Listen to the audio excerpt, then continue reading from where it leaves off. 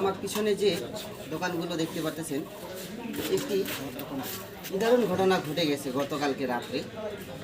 মোটামুটি 4-5টা দোকান পুড়ে গেছে। কীভাবে পুড়লো আমরা একটু এখানকার স্থানীয় জনগণের কাছে শুনবো। ভাই, এই দোকানগুলো কীভাবে পুড়ে গেছে বলবেন? ভাই আসলে মূলত আমাদের বাসা হলো একটু দূরে। মনির ভাই কথা আমরা যেটা এখানে আসে শুনলাম রাত 2:30টার দিকে যে কারেন্ট শর্টে আগুন ধরছে। কম্পিউটারের দোকান ছিল পাশে, তো কম্পিউটারে আচ্ছা দর্শক, এখান থেকে বিদ্যুতের লাইন সমস্যা হওয়ার কারণেই এই দোকানগুলো মানে পুড়া গেছে। ভাইয়ের কাছে কিছু শুনবো যে কখন পুড়া গেছে, কীভাবে পুড়ছে সেটি। আচ্ছা ভাই, আপনার নাম? আপনার বাসা কি এখানে? আমার বাসা এখানে না, আমার বাসা হচ্ছে আমবাড়ি। আর আমি এখানে, আমার দোকান আছে এখানে, ঠিক আছে। আমার দোকান, আমার 5টা এখানে দোকান পড়ছে।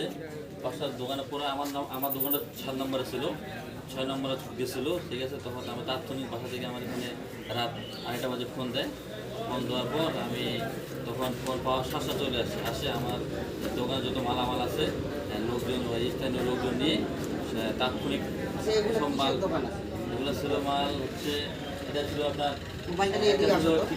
কীটনাশকের দোকান, একটা ছিল আপনার ফার্মেসির দোকান, একটা ছিল তোমার এই হার্ডওয়্যারের দোকান, আর একটা ছিল কম্পিউটারের দোকান, আচ্ছা, একটা ছিল যে পানের দোকান। ধন্যবাদ ভাই আপনাকে। মূলত কথা হচ্ছে, দেখতে পাচ্ছেন দর্শক, এখানে মোটামুটি 3-4টা দোকানই মানে বলতে গেলে অনেক ক্ষয়ক্ষতি হয়েছে।